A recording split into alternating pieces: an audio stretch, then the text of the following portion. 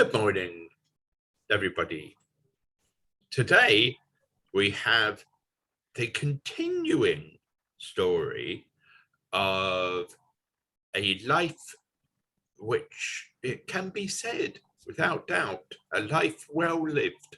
The title of Jenny's next piece is The End and a Beginning. Intriguing. Jenny. Right. Well, I thought I'd just put a bit in about Avon County Council. While I was on Avon, I was actually one of the whips at one time, which was quite interesting because some councillors go and sulk. Another one decided he didn't like equalities and sat in the back knitting socks. And there was all sorts of undercurrents running through. I don't recommend anyone being a whip. I was on social services and community leisure, and I was the Labour lead on travellers. So I had to stop being very active politically on travellers. But I also wanted to say to you that Quakers were in there among helping.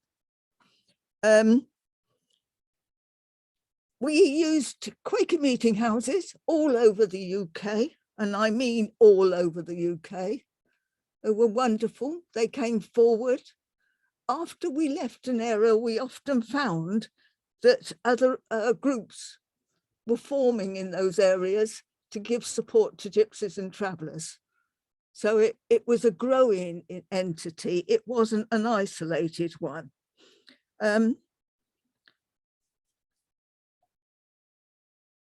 We held meetings in just about everywhere, including Scotland and Wales.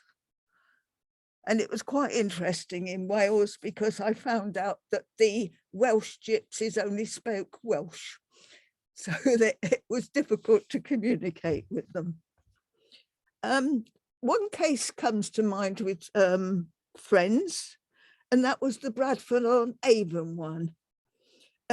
They got themselves into an old warehouse, and the buildings surrounded three sides of the site. And the youngsters in the community were getting up into the buildings and throwing stones on top of the travellers. So I rang Bradford-on-Avon Quaker meeting and asked if there was anything they could do to try and calm things down and make it safe for the travellers, not have stones and things being locked on top of them and their vans. And they went out and met the travellers, and from then on it all quietened down, and I got feedbacks about how wonderful the travellers were that they were in there, and they really did make good relations with them.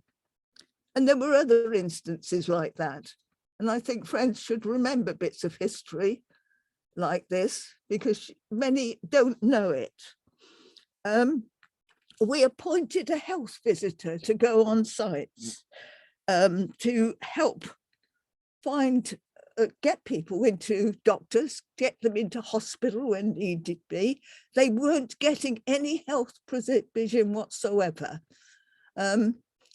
She, like me, knew that the first thing you did if you go to a gypsy site is head straight for the women. You have to stay there, otherwise you get too much banter and odd conversations, and it can get a bit aggressive at times. So I would recommend that if any of you ever in future want to talk to travellers, go to the women.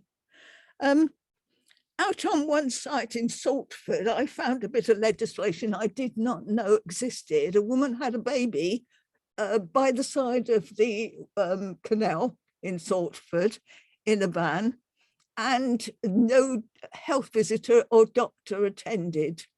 And I found the legislation actually said that if you had a baby in isolation, you could actually be taken to court for risking that child's life. And the child was absolutely all right.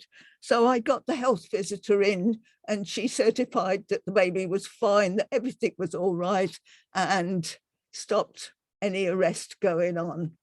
But these bits of legislation exist and people really don't know they exist until you come across travellers.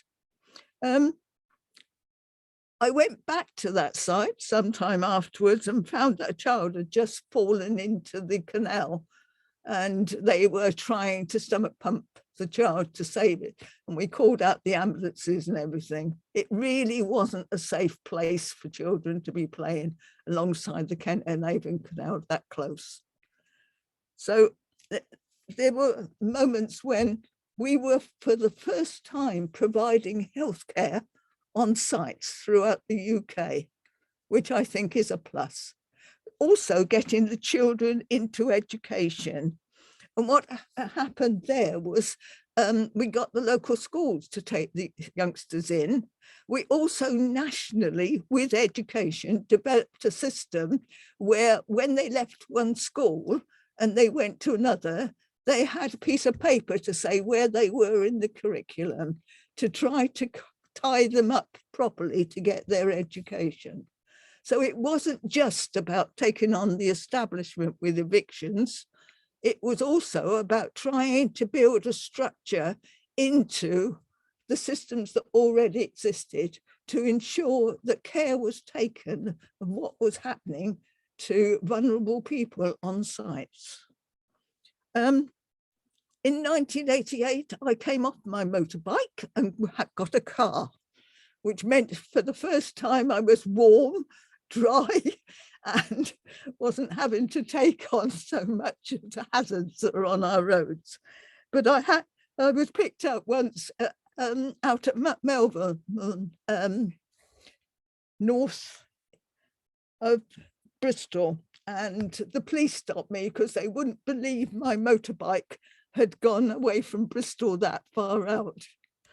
That was quite funny. I did have people helping me.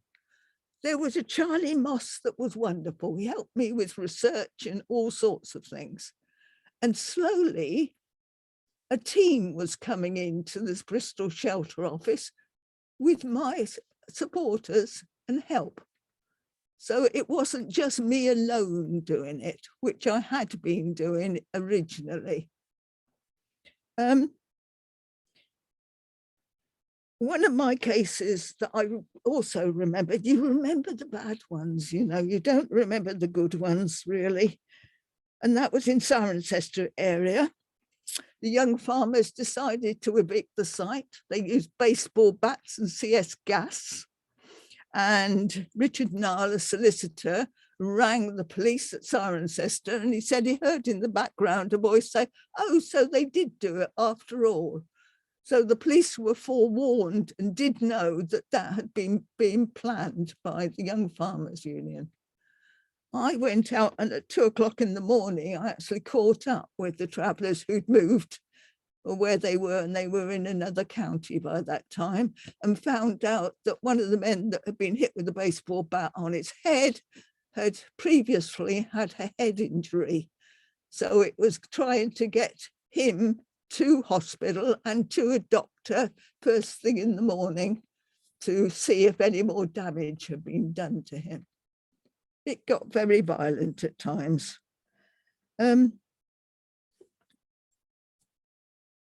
The way I became a councillor in Southmead was I thought about the possibility of having a traveller site the other side of the M5. There was an old army camp there, and it is now where the zoo are now putting the animals and having the new Bristol Zoo. And the men in Henbury didn't like the idea. I don't know whether they thought the travellers were going to walk right across the A5 with all the traffic that gets on it and get into Henbury, but they weren't happy. And so I lost this election by 1 vote.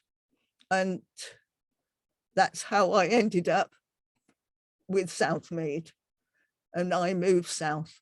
In a way, it was good because having learnt about how other councillors were and what they did, I was learning the ropes.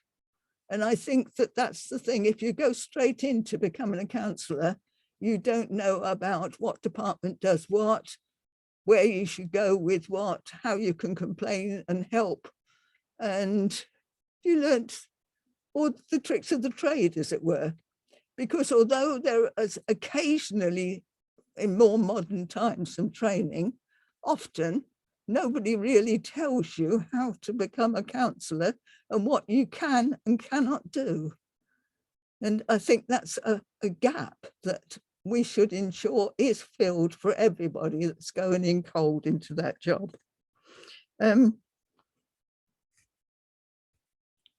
I left Shelter in 1997.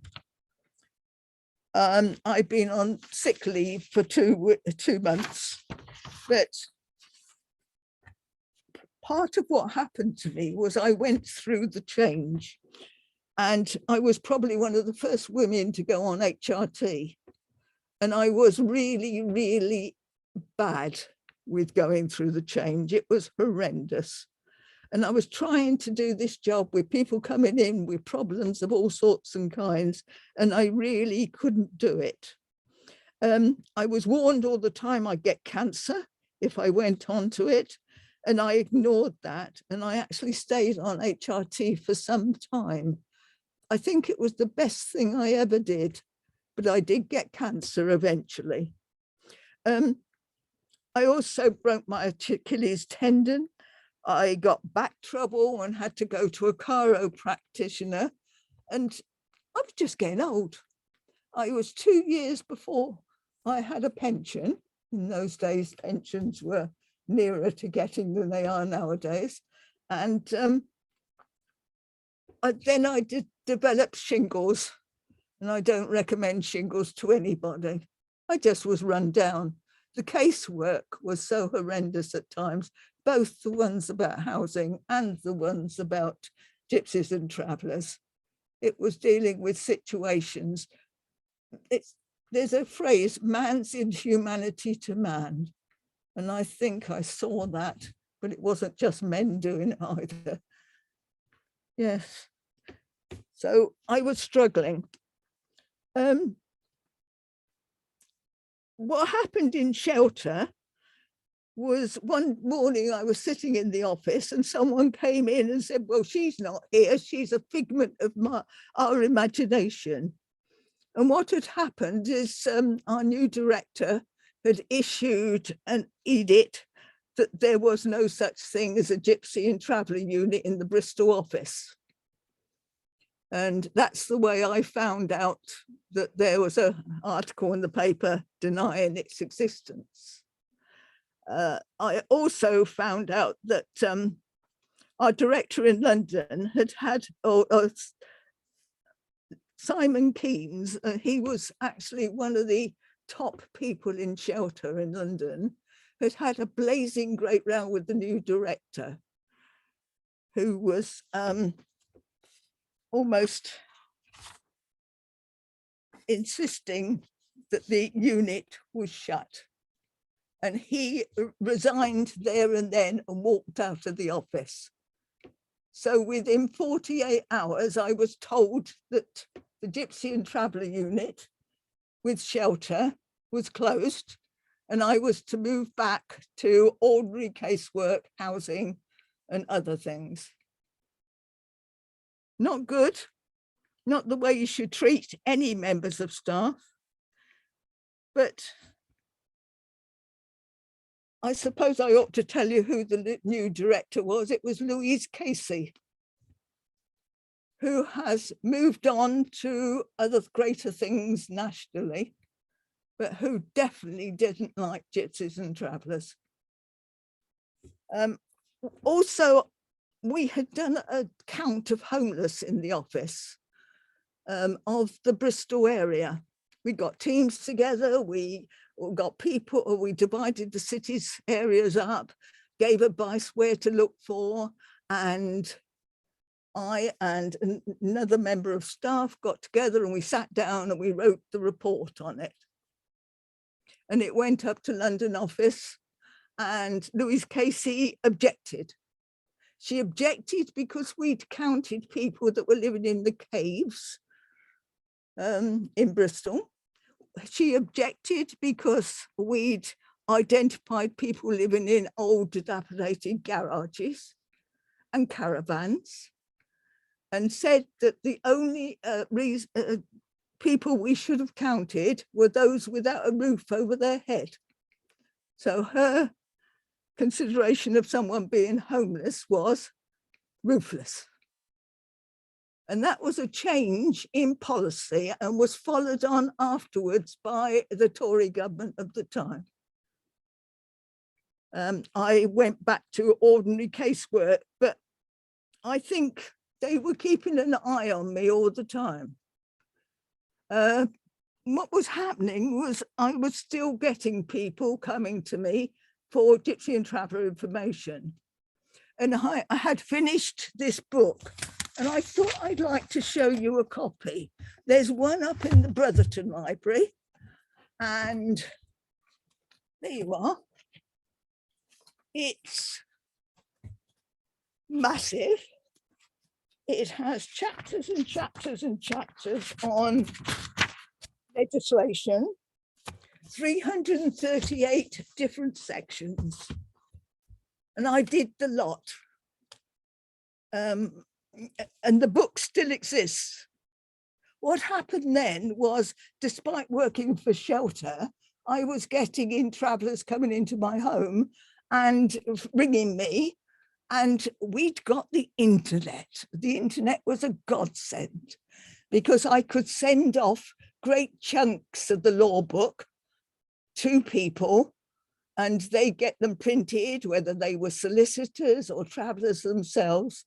And the book was being used also in on the edge of Birmingham. There was a solicitor's practice that was founded wholly to help gypsies and travellers. So at last we had a firm that was getting all the knowledge in and the needs, and they were helping people get bits of land to move on to, how to buy them, how to actually get planning permission, how to take it all the way through, even if they got refused, and how eventually some of them got places to stop. Peter Penrose, who was at Weston-super-Mare, came to me, tried to give me money and I wouldn't have it. I gave it away for Labour campaign for travellers' rights. But he had a piece of field down off the Weston-super-Mare road, and he said, will you help me? And what I found out was there are strips of land beside fields and land owned by local authorities, which are called ransom strips. And I helped, by being on Avon, to get that ransom strip paid for, handed over to him so that he could open the site and build a caravan site on it. And it's there to this day, a massive site on the left as you go into Weston-super-Mare. You can imagine what it was like working in the office. I was feeling that I really wasn't wanted, and if they could find a way of getting rid of me, they actually would. And we had a new person in charge of the Bristol office.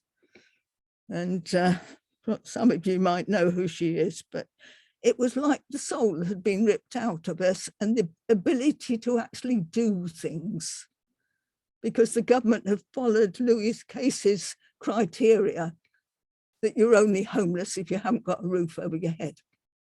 And that isn't true, really isn't true.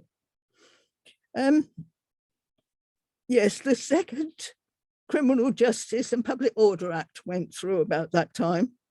Also, there were benefit cuts for under 25s, and no income was allowed for anyone for the ages of 16 or slightly older. So benefit cuts were going through as well. The changes in homeless criteria and changes in the environmental health legislation for housing and multiple occupation, plus harsher rules on the Public Order and Criminal Justice Act. It was like somebody had gone through the whole lot and made absolutely sure you couldn't help people at times. I did this case. What happened is I went into the office at 9 o'clock in the morning to go to work, and two of the workers came and said, we've got this case, we don't know what to do with it, and we don't think we can stop it. A West Indian woman, she had been a child, well, I found out she'd been a childminder, they didn't realise that, and she had £3,000 rent arrears, which almost seemed like unable to really fight back at. Anyway, I went into the city council, and what was interesting is Judy Webb was on the committee, and I knew that Judy was the chair of the adoption and fostering committee for the city council. And the gold dust that she really was seeking all her life was West Indian parents taking over West Indian children so they didn't have to go to white families. And I argued, but she had cancer, this woman, as well, which was part of the reason she'd have been in hospital. She got herself in such a financial mess. So I argued the case straight. And the three councillors, one Tory, one Liberal Democrat and one Labour, went off to make decisions. The Labour councillor, Mervyn Hewlin, was absolutely incandescent afterwards because I won it. I actually got £3,000 eliminated, and I wouldn't really believe it myself, but it was good. But that ricocheted on. I told the woman when we went in, you're not to cry so that they can't hear what I'm saying. And she sobbed her heart out beside me. Mervyn went around and told everybody I'd cried. Well, I couldn't have won the case if I had. And we came back to the office.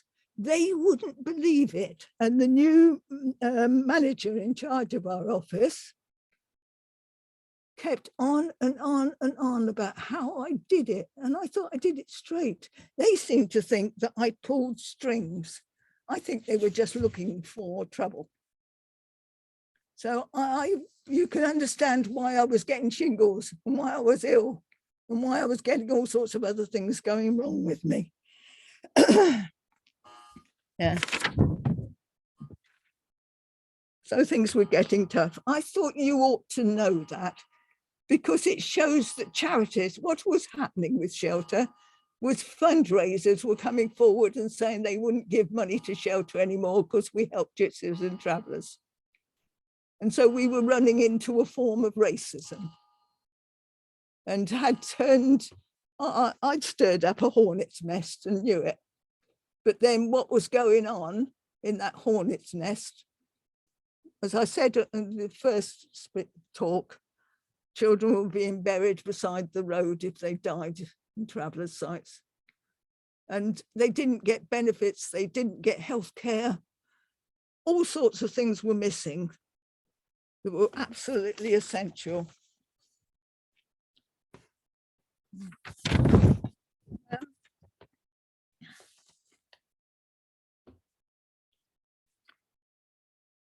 I left Shelter with the golden handshake because writing this book that's here, and any of you can look at it if you want to, I got repetitive strain injury in this wrist, and I was sleeping on my hand at night trying to get rid of the pains, and it just wouldn't go away. And I knew that they really didn't want me in the office anymore. So I went to my trade union, and my trade union representative got me to a consultant in Birmingham who looked and x-rayed my wrists, came up with repetitive strain injury through work, and I got a golden handshake to walk away with from shelter. That didn't stop the cases coming in. They were coming into my home. I was still out on sites at times. I went on for a number of years just doing it as a lone maverick. But that's lonely. But then I did have other people come and help me sometimes as well. As I said, Charlie Moss was wonderful. And there was, and I feel so sad, I've forgotten her name, but somebody from St. Bergberg's, a woman, and she was good. And she just went on helping. So we sort of formed our own little group where we could. Oh, and I also broke my Achilles tendon at the same time. It was like everything. I was falling to pieces. And I'm sure it was the feelings that I were getting about the conditions on sites. I mean, I found that children weren't being fed. It was wonderful having a health visitor at last, because you could actually get people to health care that they so desperately needed. I went actually jumped in my car and disappeared for about a week. My husband was really worried about me when I left shelter. Didn't know where I'd gone, but I was sitting up on hills looking at the world and thinking, God's got it all right. All these trees are beautiful, all this nature's lovely, everything is. So I came back to Bristol and I did what I'd always wanted to do. I went to University West of England and said I'd like to take a degree. And by that time I was representing Southmead, and my degree was about drugs and sexual abuse and violence and all the things that I wanted to know the legislation and law for my caseload in Southmead. In other words, I'd moved myself sideways into another area that has causes. And yes, we had the top drug dealer in the city sitting in Southmead, and no one knew quite how to get rid of him. It was an industry. I got the degree, but then Tony Blair decided to go and have an election. And so I didn't get as good a one as I probably would have got if I hadn't gone and helped with a general election. But that's the way of life, isn't it? I've at least got one. And when I got back, I by that time, I was vice chair of social services with Arthur Keith. Arthur Keith lost his seat in Bristol, and I thought, I'm the only one that understands this. So I had to put my name forward to become the chair of social services for the city of Bristol. I don't think I'd have chosen it. It was quite interesting, and I got out there quite a lot. I went and visited social services departments all over the city and found that they were mavericks. They were doing their own thing quietly. And what had happened under Avon County Council, it was so big that could happen.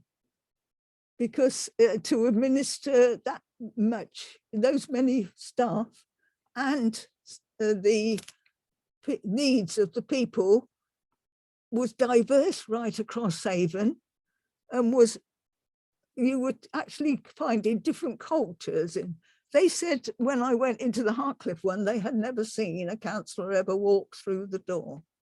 And I thought that was sad. So I encouraged all other councillors to go and see what was going on the ground in their own wards. It happens today naturally. Some had been doing it, but not all, which is good. And you start to set up systems and things that should be happening. Now, the shelter law book I've told you went out on the internet. It's also in the Brotherton Library in Leeds, but it's never been published and needs updating. And I did offer it recently to people that were dealing with gypsies and travellers and saying to them, you can have this book, update it, and see if it's any good now to be published and relevant in the same way as it was when it was used in the past. But I know that copies were everywhere.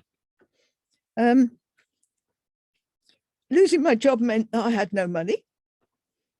I had to wait 2 years before I got my old age pension, but we managed to scrape by. My husband, being an artist, doesn't earn money. He does lovely work, but doesn't earn money.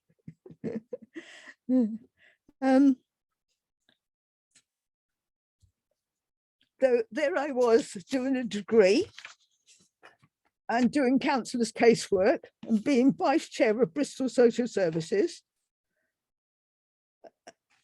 And because some of us had decided to go across with the knowledge that we had.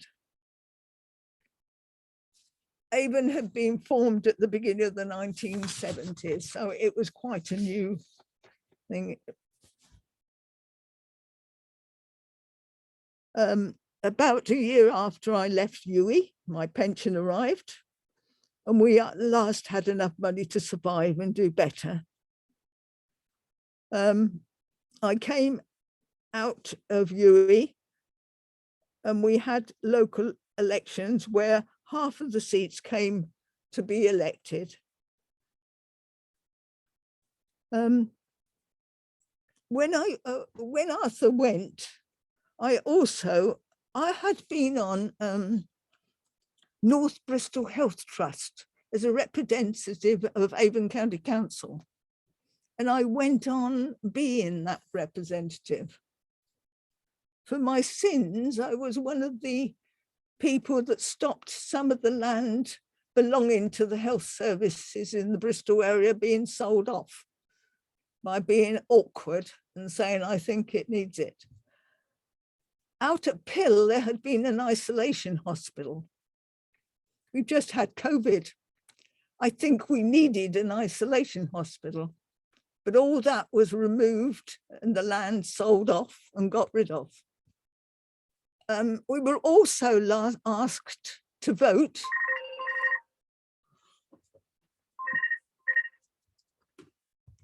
right.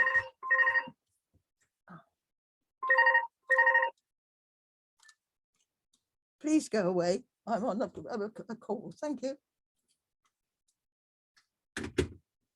Right, sorry about that. The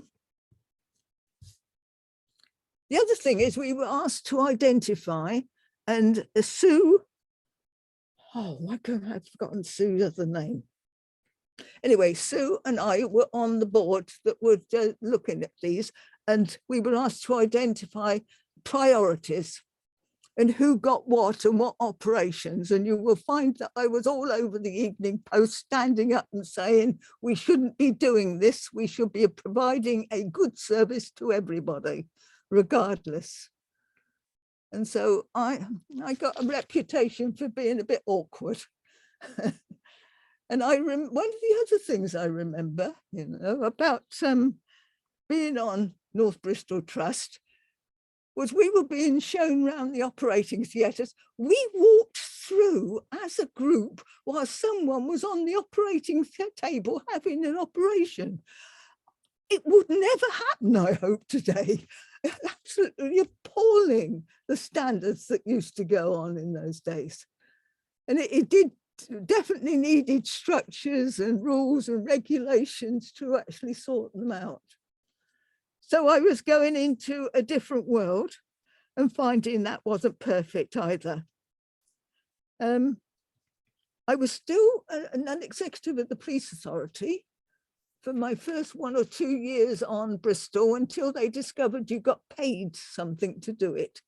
So that went, and the boys had it. It was something the men liked doing. It's interesting, isn't it?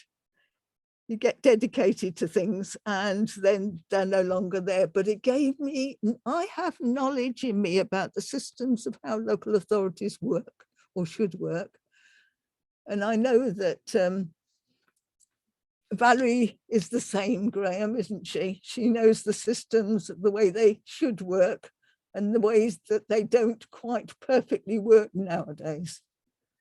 And I think that's it. I went on to a different world. I went into London, and I was also on a planning committee that went up to Manchester quite often. I represented the council on that.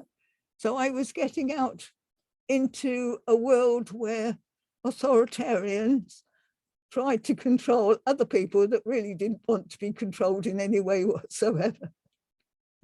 And sense of humor, I think, came up. I put my foot in it eventually. It's the Iraq War. I didn't intend it. I walked into, they'd squatted the Lord Mayor's chamber, a group of them. They couldn't find Diane Bunyan, the officer said, anywhere in the building. I went into the room and sort of indicated that they had a point and that I could possibly agree with them, and didn't know there was a reporter behind the door actually listening to what I was saying. So I had to go through that conscience bit about whether you actually tell the truth. And I told the truth. And well, I was blamed because we lost seats in that election. All right. So I blotted my copybook and became a black backbencher. Will that do?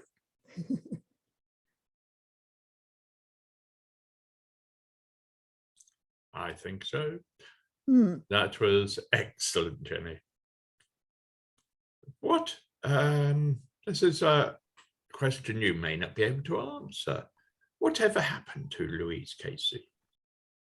Oh, she was the government inspector about this breaking into the football match through the disabled entrance in London, and is doing the public inquiry on it. She has been working with the Tories a lot. So she was probably went for that job because the Tories helped her. Right. Thank you. It's just an interesting thing to me. And yeah. Yes, it sounded like someone was on the phone wanting to criticize you. No, I don't think so. I don't know what it is. I will go back. I'll do the 1471 in a minute and find out who it is. It's probably one of these cold callers. Yeah, that was just me being silly. Questions and comments, friends?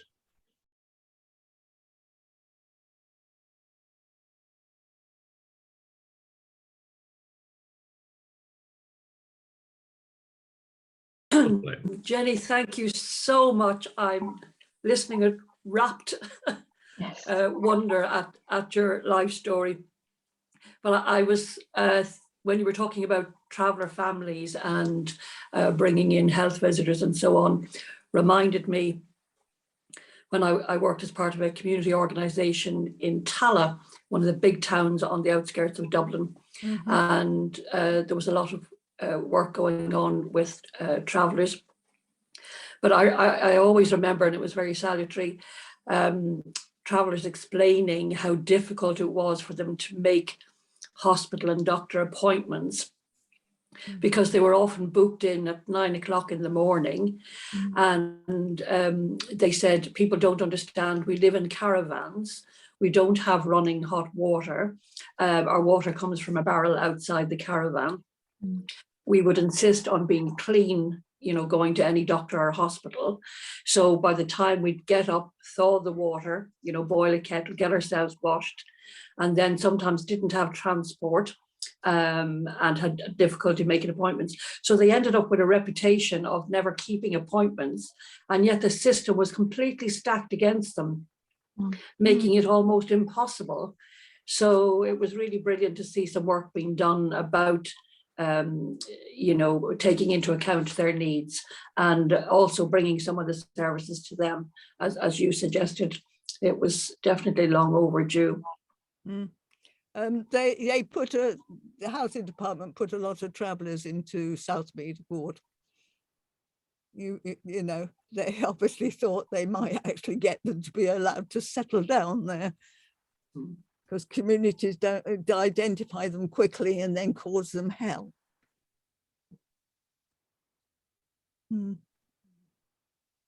I have a letter I found.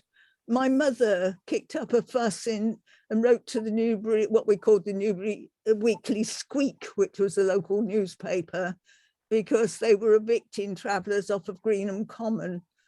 And she pointed out it was common land and traditionally they'd been allowed to.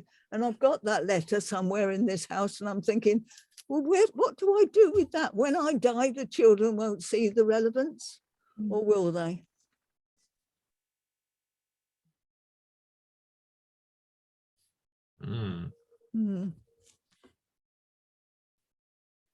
I suppose really I could have taken the case out against Shelter, but I didn't. I got out.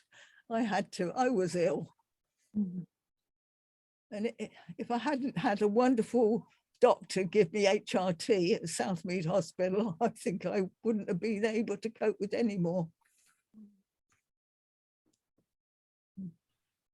I still get the occasional newsletter from Shelter saying what they are doing around the country, and I don't know if you get that also, but no. But it's an interesting one about the campaigning at the moment for housing, you know, for because as we all know, housing in Britain today is appalling. Yeah. Well, rent tax need looking at. We had some decent rent tax originally, where people, when they paid rent, they got security, providing they went on paying that rent. There's no security now. Even if you're a good payer, you can still be kicked out with very little notice. Yeah, I think the also the need, I think, is for fair rents, so you don't have these rents going up and up and up and up and up, and people can't afford to pay them. That is why there's so many homeless people, because if you keep putting the rent up, as is known in Bristol at the moment, it is one of the highest charged rents outside London. You know? Well, the house opposite us is a rented house, and we think there's a jinx on it because people don't stay. But then we found out that they were being charged £1,300 a month for rent. Nobody can afford things like that out of today's wages. True.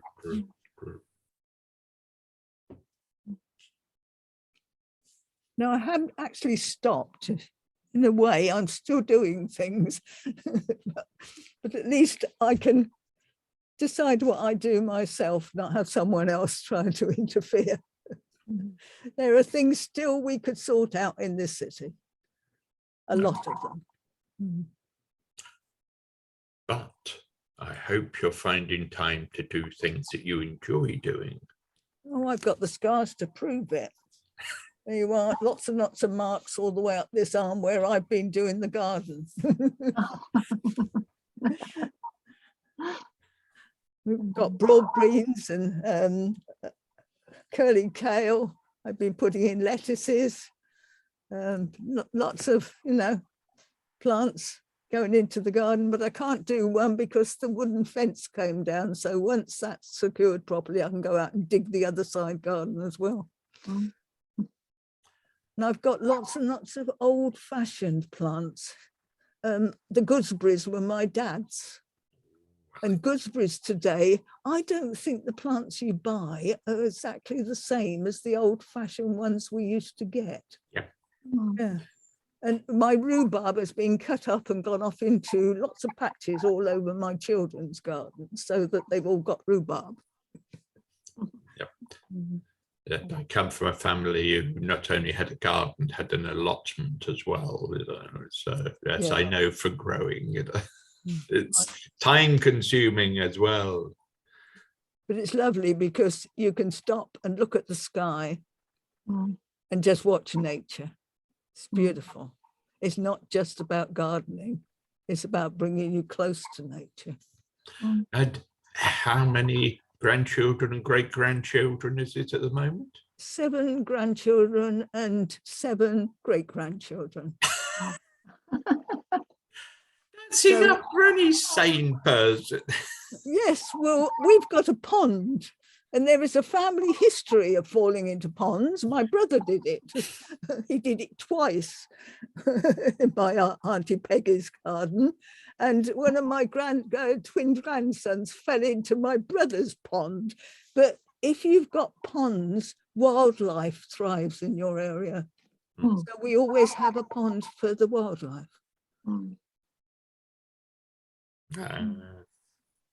Yeah, it gets noisy in this house. And you've been dealing with wildlife all your life, which is usually adult wildlife as well as other. My memories of my father was him digging the garden and a robin sitting there waiting for the worm to be given to him by my father, or sitting on his shoulder waiting for the worm. And I always remember that. And I always remember when things were hurt, he had the most beautiful hands and made wildlife better. And I think I got foundations when I was young that many children should have. I break my heart about losing him. That's a lovely thing to be able to remember, though, isn't it? You know, the robin on his shoulder waiting for the worm. I love that. When we moved, they moved house from Thatcham in Berkshire, and they went to the Forest of Dean. I said, who's going to tell the robin? And then I went to the Forest of Dean, and there's another robin sitting on his shoulder out in the garden. They just know. Wildlife know what you're like.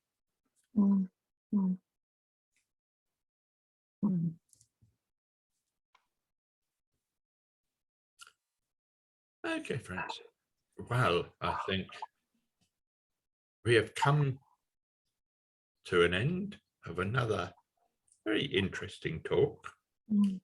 And he says that quickly.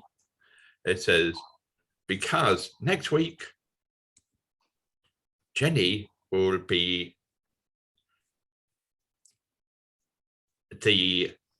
helping us organize a discussion, which is an elected mayor for Bristol, ? A discussion of the results of the referendum. Yes. No, I'm supposed to be chairing it. But I have actually been a councillor under both systems. Right. And I know which one I preferred, even if it let the awkward squad in. Yeah. Definitely. We have the awkward squad next week. Fine. Right, So. I'll go and find out who was trying to get me on the phone. Okay. Bye, friends. Take care. God bless.